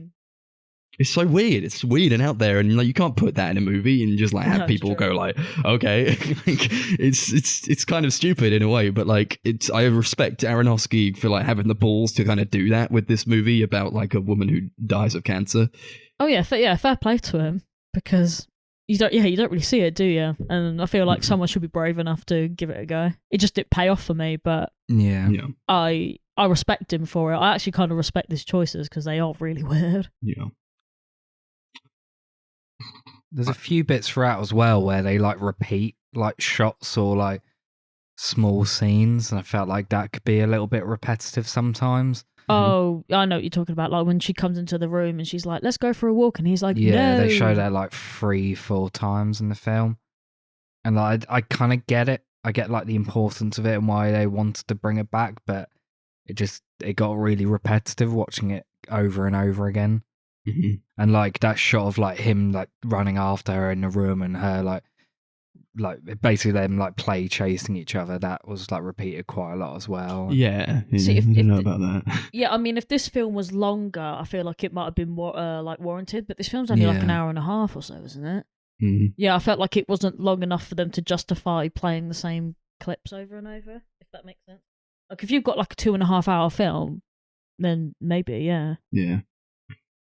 But I didn't really have a problem with it, to be honest, because I didn't really pick up on. I mean, obviously I knew it was playing like over and over, but I didn't get annoyed by it. I didn't really pick up on why it shouldn't have been there, if that makes sense, because it kind of made sense. Yeah. And you did say it makes sense. Yeah. I found it interesting how like he was trying to cure the tumors in the monkeys, and like he wasn't really getting anywhere with it, but like the monkey was healing rapidly and like almost becoming younger as well, like within its own anatomy. But like he didn't even care because like that's not what he set out to do. But like even then it was like you've done just like so much like insane stuff with this, but you don't even care. It's like mirrored with like, yeah, you could do so much with like, maybe you should be seeing your wife a bit more, but like this isn't the kind of thing you should be focusing on. Maybe. I thought the snow on the roof didn't look very real either. No, it's like they pick it up and it's like, ha, snowball fight. Like, okay, that's not real. Yeah. Well, I guess it is kind of hard to just summon snow, I suppose. So I can't really blame them. No. But then I guess they could have just not had that in there. I don't know. I don't know. It made maybe, it quite nice, I think. Nice to look at. But like that was because they needed it there because like she couldn't feel anything in her. Oh, yeah. Anymore. Yeah, that bath scene was quite interesting where she was like, I can't really feel the sponge. And I'm like, yeah. Oh, interesting. I love that bath scene as well. She like pulls him into the bath and he's like fully clothed. Do you know They what? just make out. That set me off was a really little nice. bit because I hate the idea of having wet clothes. Yeah, was a bit of a strange like thing to do once you find out like your wife is dying. I don't know. Yeah, but think about it this way. I feel like it's a nice like it's a bit of relief though, isn't it? Like you've just found out your wife's gonna die and she's playing it off with a nice little joke. I feel like, why not? The woman's fucking dying. Just let her do what she wants to do. He's having a good time. They need to enjoy the small moments together, Chris. I'm the sure woman's he is literally having dying. a good time. His wife's gonna die. Yeah, I know. I can't believe I'm actually defending this film, but I'm saying that I felt like it was quite nice. It was quite a wholesome little moment to take away from it. Yeah. They love each other, and it doesn't matter. You know, when these things happen, it's like you got to find joy where you can. Otherwise, it's just like a massive misery. Yeah. And it's really upsetting the whole time. I'm not saying that they shouldn't ever have sex again because she's dying. I was just What? saying, Where did that come from? It's just a We're bit just talking about strange people that- like. No, I was talking about when like he finds out that she's dying and like they start having sex in the bath like straight after. They don't have sex in the They bath. don't have sex in the bath. They didn't have sex in the bath. Chris, what They film start were you like watching? making out and she starts like taking his shirt off. Right. Yeah, because it was but wet. Maybe they did have sex. I don't know. Okay, maybe they did, but in the That's what I film, was saying. they didn't explicitly. I like that. have I didn't sex. mind that at all. To be No, honest. I think it was fine. I think it's like You don't even know what I'm talking about. Yeah. Ted. Shut up. I think it's like trying to like celebrate life in the face of death. Yeah, you know. I like it.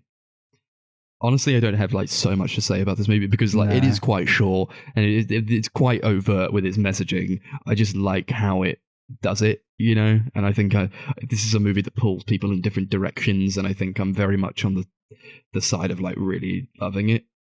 But I think I've said all I need to say. Mm-hmm. I really like it. So we go on to ratings. Cool. Do it out of Donovan's. Donovan's. I really like the monkey. He was cute. Yeah.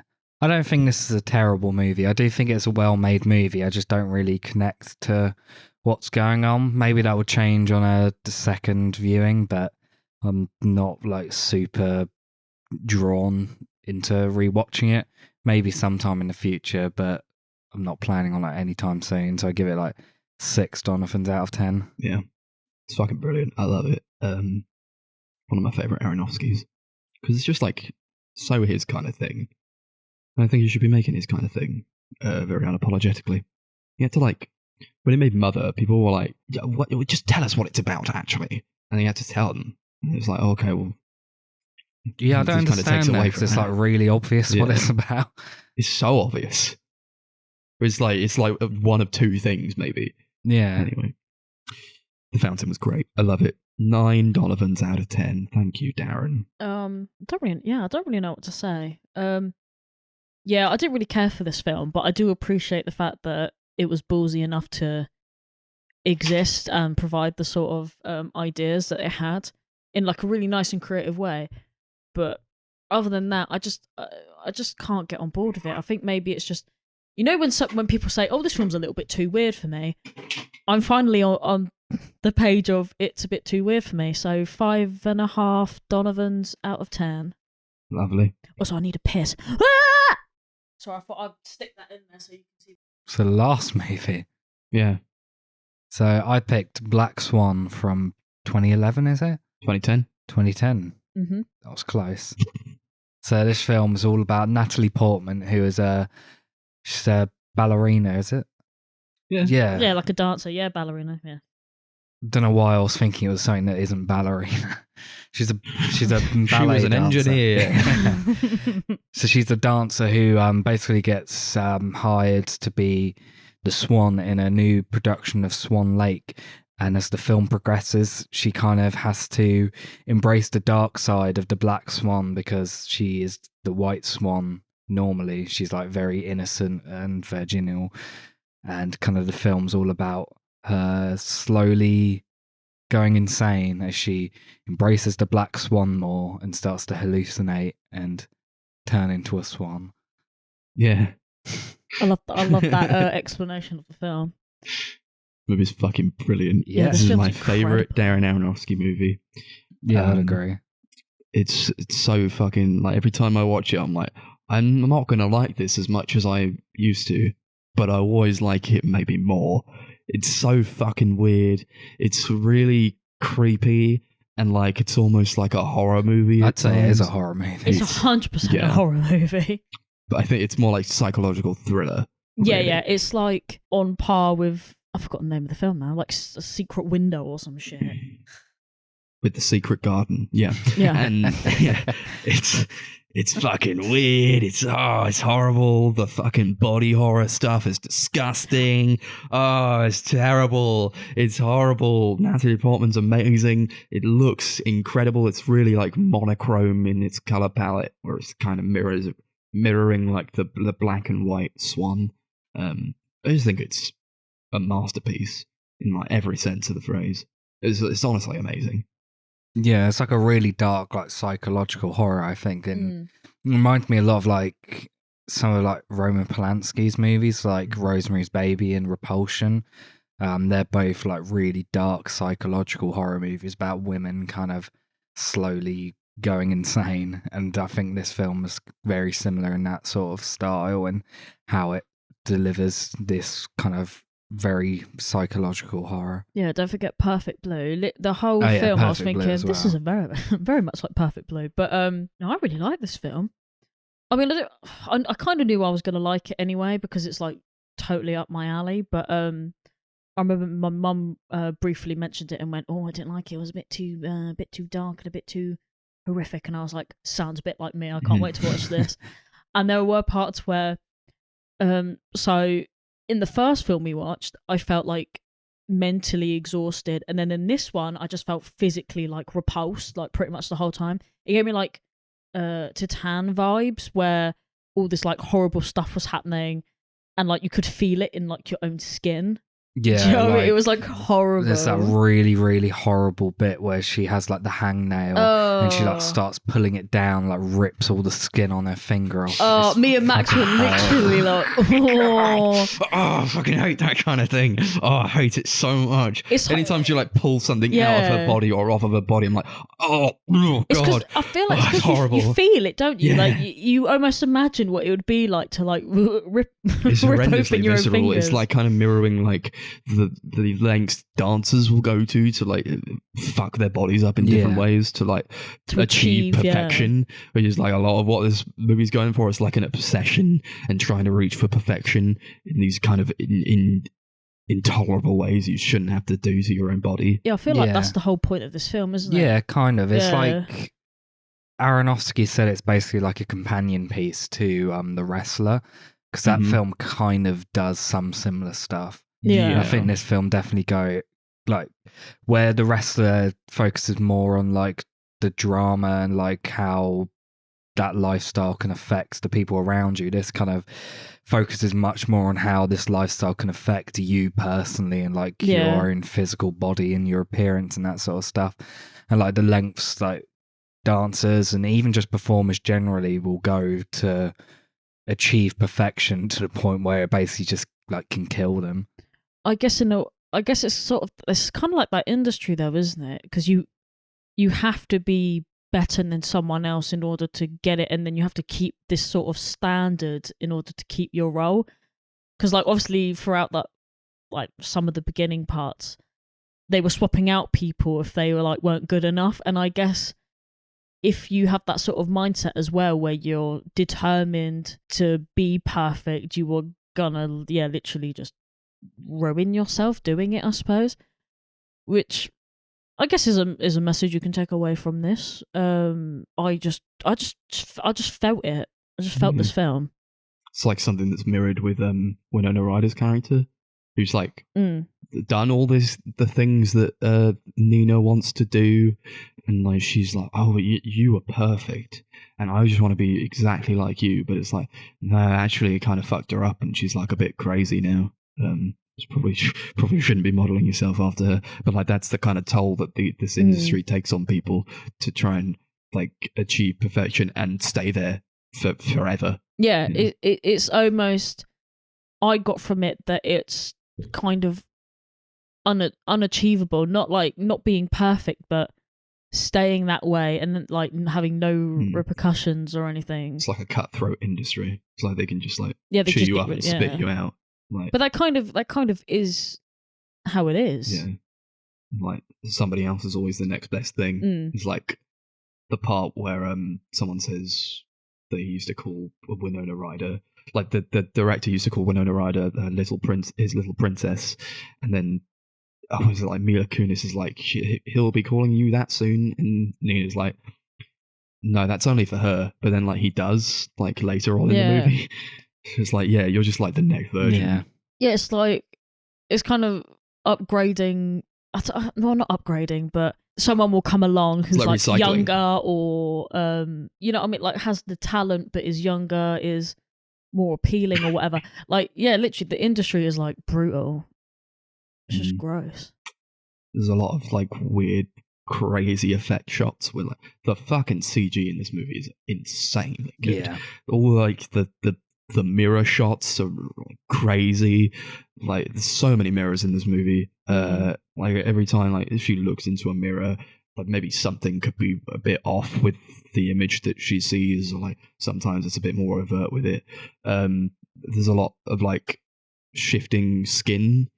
So like within her, like as she's becoming more of this Black Swan character, her skin kind of shifts a bit more. Like you see like her skin transform into like this like plucked poultry, and it kind of shifts across her body. That's all like really horrendous to watch, but it's really interesting. Oh yeah, like in terms of the effects, like the bit where she's like picking like feathers off of her.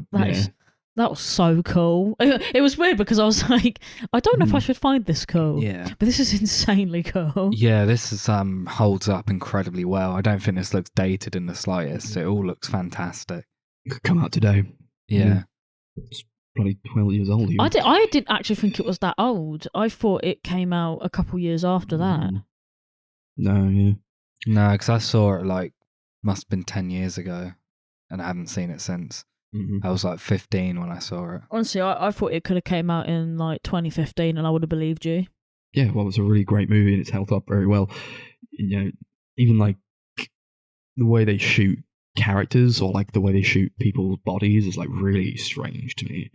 Like a lot of like back shots where like you see people's like bare backs where like they're wearing their leotards or whatever, and like it kind of looks like as they're moving, it looks like wings almost, like because they kind of flap their arms a bit, and like you see the skin kind of tense and ripple on the back. That's all like really crazy stuff. Yeah. Like it's almost kind of body horror, but it's not really. But it's trying to show that kind of idea of transformation in people and like the ability to do that within yourself, because like anybody could, and like anybody could be Nina, but it just happened to be her. Yeah, I think the film looks really great visually as well. most of it's shot on 16mm, and it has this like very dirty and grainy sort of look. Like it looks really cheap and handheld, but I think it really works well for the movie. And there's one scene, I think it might have been shot on a phone, the scene where she's like on the underground train and she like sees herself in another carriage. That looks like it's shot on like a phone or really cheap like handheld I camera. wouldn't be I surprised think if they that have looks to do it on a phone Yeah. because of like the equipment and stuff they would have to lug onto the I think underground. it's really fitting as well. It like gives it like almost like this super candid sort of look that I really love. Yeah. I love all that stuff with like, she sees herself, or like, Mila Kunis is kind of like this extension of herself, and she's like the Black Swan, but like she has to try to reach for that to like become her. So it's just an extension of herself that she's trying to reach. Where like, I think there's like this rivalry there that she feels like maybe, or like there's a great scene where like they go out together as like a night on the town. And she kind of just like, she sees her like in the club, but like their faces kind of blend in to one another, or like you're not exactly sure like who's who in certain situations. Yeah, all those bits I think are really, really great. Obviously, it leads into the sex scene, which is fantastic. Yeah. It is so boy. good. It is great. It's kind of like, because it doesn't actually happen. It's almost like she's fucking herself, which is like kind of mirrors like her own mentality as she's trying to become more like this character. She's trying to blend more into this other woman that she's seen around, and like she talks to a bit and kind of wants to become more like her. So that's kind of the way to get to that. But like it's also just she's not there and she's just fucking herself. Yeah. I think that scene was the only reason I actually watched this movie when I was 15. Yeah. Because I heard about it and I was like, Well, you yeah. know what? Fair enough. Who could blame ya? Yeah, Mila I heard Kunis. Natalie Oh my Portman God. and Mila Kunis making out, and I was instantly there. Sign me up. 15-year-old boys' fantasies, right here. Yeah. That's Yeah, no, like but- the only scene you need to watch when you're a 15-year-old boy. Yeah, but then it kind of gets a bit like dark, doesn't it? Because then she like looks up and it's just become It's like her Winona face. Ryder. Wasn't it? I thought it was Winona Ryder. No, it's her own face. Oh, was it Yeah, her it's own? her own face, Oh, but like God. it's slightly like different. Yeah, it You know? looks really warped and it's just like, oh, okay. It's fucking weird, man. Yeah, Yeah. I mean, it was quite fascinating. But then I feel like that was just a perfect way to do that scene, really, wasn't it? Because I felt like if it was real, it kind of would have felt like Yeah. it wouldn't have worked as much, maybe. Yeah, you said like in the description that she was like virginal, which is true. I She don't was know. not I think they're virginal. trying to. Well, that's like the Yeah, what they're that's kind of trying to portray with that character. I It's used like that she's a word lot simply because purer. Yeah, pure probably. the director better. describes the White Swan as that in the film, and that kind of stuck out to me. They're going for like this kind of purity to the character, where she has to reach out and become something Yeah. else, and change herself in that way. I think there's a great dynamic between her and her mother, Ellen Bernstein, who's kind of very controlling and too intent on keeping her pure, but like she doesn't let her be like a person. You see her room and like it's all like really girly and like pink everywhere and like pink wallpaper, It's, like, very butterflies childish, everywhere. isn't it? She's got like a single bed and she's got like pink covers on there, lots of like teddy bears everywhere, you know. And this is kind of like a way to try and break away from that by becoming the Black Swan. Yeah. I feel like to me it kind of feels like like dance mums, the like Oh, the yeah. parents that get really obsessed with like what their kids are doing. Mm-hmm. It gave me that kind of vibe. But then she was kind of like the anti of that, where she was like, I actually don't think you should be dancing. I don't think you should be doing this. It's gonna break you. It's gonna do all this. And I was just like, There oh, seems to be I like a guess. conflict towards her, because on the one hand, she wanted to live that life and she kind of wants to almost live it through her daughter, but then at Yeah. the same time, as she sees it kind of destroying her, she's like, I don't want you to end up the same way that I have. And I think that's like a great conflict in their relationship. Yeah. Yeah, their relationship is so fucked. Like that's the only It's way I pretty can fucked, describe yeah. it. It's like it's almost suffocating. It's kind of horrible. Yeah. She'll have to like lock her out of her room. Yeah. Even, or like there's that great scene where like she wakes up and she starts masturbating, but like she sees her mother in the chair. Like, oh God, no! The cringe was unbelievable. Like it was sky high for me. I was like, no damn way. Oh my God. I love all the performances in the film. I think Natalie Portman is incredible in the movie. This is like easily my favourite performance from her. I'm not like a huge fan of her in most things, but I think she really fits this role perfectly. She's like made to play this character. I'll be honest, I don't know. Do you know what? I'm going to look it up right now. I don't know if I've seen her in almost anything. The She's Star a Wars very good prequels. actor, I think. She's really good. She was good in like Jackie. She played Jackie Kennedy. That's a really great performance piece. Yeah, I think she's a great, really good yeah. actor. Zoolander. Yeah, Zoolander was epic. She's great in that Wes Anderson short, the Hotel Chevalier one. Yeah. She's also in the Darjeeling. Yeah, because Hotel Chevalier is like a prequel to Darjeeling Limited. She's barely in that movie. Yeah. Like shows up and she doesn't have any lines. But yeah, Mila Kunis is also really great, and I love Vincent Cassel as the director. Yeah. He's like so weird and he's like so sexually charged, like when it comes to getting this performance. And I think it's just like really creepy, but it's great. Yeah. Oh, I loved him. the He was my director. favourite person in this whole film. He was so creepy and I kind of hated him, but I also loved him. And I'm not sure if that was what I was meant to feel, but I definitely felt like I wanted to smack him, but then I was like, you're so cool. I don't know. It was complicated. I thought he was a fucking creep like the entire time. Yeah. He was And a he creep. definitely knows 100%, what he wants. He knows 100%. exactly what he's trying to get. But it's also to do with like his own manipulation of these women as well to meet his own ends and like make something that's fantastic. Yeah, I think he's a great actor just generally. Mhm. And I think he's fantastic in this movie. I thought he kind of tries to sow this rivalry between Nina and Lily, played by Mila Kunis. I think that kind of that mirrors like what Aronofsky tried to do with Portman and Kunis, like actually on the set, but like it didn't work because they were already mates. I really love the sound design throughout. There's like a lot of points where like intense scenes there's like a really like low pitch like rumbling sort of sound, which is just like really subtle, like a lot of people probably wouldn't notice it, I definitely but it just like adds like a lot of really great pressure and tension to a lot of scenes. He uses it like quite sparingly for like really tense character scenes, and I think it works incredibly well. Yeah, it's such a chaotic movie. It's like everything's always going like 100%, 100 miles an hour. And it's also like, I think kind of mirrored in like the way that they kind of shoot the movie as well, because it is very handheld a lot of the time. And it kind of gives the movie a bit more forward momentum with that. Whereas I feel if they use a bit more like static shots, it would feel a bit static in that sense. I also love the music. A lot of it is literally just Tchaikovsky's Swan Lake, but there's also like an original score from Clint Mansell, who did all the music to all three of these movies. And I think the two blend together really perfectly. Like he managed to capture the same sort of like chaotic sound and tone of Swan Lake and kind of make it his own. Yeah, really lovely music. Makes me want to listen to the actual like Swan Lake stuff. Tchaikovsky is like obviously one of the great composers. Like how she kind of breaks like the point shoes up at the beginning, and she kind of sews them back together, but breaks the soles of the point shoes so like her feet can move within them.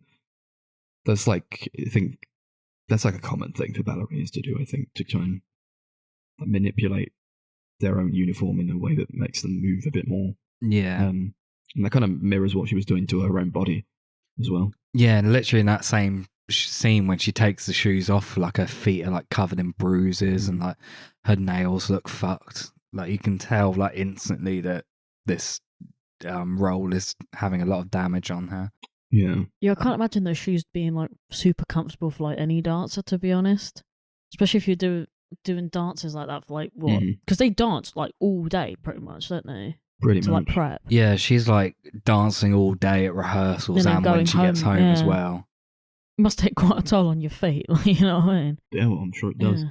It's like almost like mirroring like what they did in like China back in the day. I was just where, thinking like, that where they binded their feet. The feet binding. Yeah. Yeah, it's kind of like that. The like when she like takes the shoes off and then like her feet are like stuck together, wet? like wet. They start becoming wet. Yeah. Oh, Max, stop God, it. she likes to pull them apart. Oh, it's horrible, isn't God. Yeah, I feel like the horror just like amplifies in the last like 20 minutes, which are genuinely like some of the most like one of the tensest like 20 minutes in any film. Yeah, It's like so good. so much is happening. She Yeah, like it's- kills Mila Kunis and then she has to go back on stage. There's a dance and then she turns into the Black Swan, like And she- literally turns into it. She Yeah. goes back and like she's not even there anymore. Oh, And she's like, oh, I haven't even terrifying. killed her. And she's like, Yeah. oh, no. It reminds me a lot of the final scene of Whiplash, just in how chaotic yet Oh, my kind of God. satisfying the ending is. Yeah. I was not satisfied by the end of Whiplash, but I love that film Were you so much. satisfied at the end of this? Where like she I bloody jumps off loved the how this film top and then ended. like she's like, oh, I was perfect. I loved it. But she's dying. Literally, I loved it. She gets stabbed. She like stabs herself. The thing is, I what don't it think this seems could to have think. ended any better. I think this had No. like the perfect ending, Yeah. Brilliant which is ending. quite Yeah. quite funny. I read a thing that said that Natalie Portman doesn't consider that scene like to be the character dying. It's almost like her like maturing, her like childlike self is like finally dead, and now she's like actually a woman. The Like thing, she's she might actually not like have kind died. of like been Yeah. reborn as a woman now. I think that's like a interesting way to look at the ending. It is. Yeah, I like that. Perhaps she didn't die. Yeah, I there feel was like no maybe not. confirmation on it, but she Yeah. probably did because that wound looked hefty. But You don't know what could have happened. Who knows? yeah, it's true. Maybe she gets better and she moves out. Yeah, but it's also That's it. That's actually. Ooh. it's better that the film didn't tell us what Yeah, happened. no. Leaving it kind of ambiguous is like the perfect way to end the story. Mhm. Yeah. And when she was talking to Beth, played by Winona Ryder, she says like, "What did you do to get the part? Do you suck his cock?" And then Nina says, "Not all of us have to." Yeah, that's a great line. Zinger. Zing. Yeah. Should we go on to ratings? Sure. Sure. Well, we're going to rate this out of. And don't say swans. No, I wouldn't dare. You could say something. Do it out of mirrors. Cool. Sure. Yeah, it's a really, really great movie. One of the best horror movies of the last 20 years, I think. Super disturbing and gross, but like really great on a psychological level. Really creative visuals. Just a very creatively made movie. One that I really, really love. I give it 10 mirrors out of 10, I think. Yeah, best Aronofsky. Excited Yeah. to see The Whale. Yeah, I can't wait for that movie. That would be crazy. I'm excited for that. With Brendan Fraser. They'll make a comeback after that. Yeah, this is fantastic, honestly. It's an amazing movie. Everyone should see it. It's crazy. I'll give it 10 mirrors out of 10 as well. It's like, just apart from being one of my favorite Aronofsky movie, it's like one of my favorite movies ever. Oh, yeah. This film is great on every level. I kind of wanted to ruin. I kind of wanted to ruin the streak and annoy everyone on the podcast and everyone who ever listens to it, but I just can't do it because this film is just way too good. I can't fault it. 10 mirrors out of 10. Change your tune. Yeah. Nice. Thanks, Chibi. Darren. Thanks for those great movies. And he's got some more as well. That's He that. does. That's episode 62. To be fair, I think that's like pretty much most of his movies, like at least half Yeah. of them, because he isn't like he doesn't have many movies. No, but No, yeah. his list was quite short, but not. It's definitely not half. I don't think. There's no like shortage from great movies to choose, or like movies that would provoke discussion from him. He's quite he's a very interesting director. So that's that. That's the one, episode 62. Ooh, we got another one to do for next week. Yeah. So we're gonna spin the wheel. Sorry, I have to fix the wheel. I realised it's an old one that came up for some reason. We gotta fix okay. the wheel because there's an old one that came up for some reason. Oh no. But this is going to be the marathon that we do next week to determine what we watch next. So let's see. I I like you hope just it's fill in something. the void. Though, like, this is I'm hoping it's film. something good. Oh, I pray. The wheel's broken. The wheel is broken. Yeah, I literally put all the names on the wheel and it just came up as one. Oh, Just one big block. So what if you just spin it? Then it comes we'd up have with to do all a of them, £1 yeah. marathon. Oh wow. wow. I thought we took out the £1 now. No, we put a few on the list. They're just not monthly anymore. There we go. It's fixed. Okay. Okay, what are we doing next week? What are we plaguing ourselves with next week? Yeah, I know. Is it going to be good or is it going to be bad? I just want it to be interesting. you know? Okay. It's an actor one. Oh, we haven't done one of those yet. Okay. Who's Marlon it? Brando. Oh, okay. Let's do something else. Because like we've done like a director, I feel like they kind of go hand in Yeah, hand. that's kind of what I was thinking. Director, actor, it's kind of the same thing. It's an individual person. We'll do something else. Something epic, please. Oh no, that laugh did not give me joy. It was one that we agreed to remove that Oh. I forgot to delete. Why do we have all those on the I deleted most of them, but clearly Yeah. not that one. They keep coming back. What was it? From curiosity. This is going to be one Darcy's going to veto. Just Sean Connery, James Bond movies. Oh, fuck off. Fuck off. Thought Either so. get a guest or spin the wheel again. I don't care what one you do. It do. again then. That's fair. I watched all of those, like, well, not all of them, a lot of those recently. Another director came up. Fucking hell. Just gonna never we don't gonna even stop. Just don't spin even the care wheel. Just anymore. spin the wheel. Just do something. Okay. Why do we do this to ourselves? We made this list. Beverly Hills Cop. Fine, fuck it. Beverly Hills Cop. All That's right, what we're fine. I've doing. not seen any of these Me movies. neither. No, neither have That's I. what we're doing. Beverly Who Hills put that Cop. on? Who put that on then? I think I did because I was just looking for like trilogy. Okay. Oh god. I don't even know what that is. It's Eddie Murphy police comedy series Okay, from awesome. the 80s. That's going to be that one then. Beverly Hills Cop trilogy. Okay. That's episode 63. Episode 65 is going to be season 1 of Oz. Yeah. Watch that. Fuck it. Social media, we've got it. YouTube is the Sunday Movie Marathon. Twitter is at Sunday Movie Pod. Facebook is at Sunday Movie Marathon. And Letterboxd is at Sunday MM, capital S, capital MM. Thank you very much for listening. Does anybody have any final words? I've to close got a off the episode? question. What? There's 4 of these films. Fourth one isn't out yet. The fourth Then one never isn't out mind. yet. We're doing Never 3 of mind. them. That wasn't even a question as well. Thanks. That's just a statement. Thanks for listening. See you next week. Bye.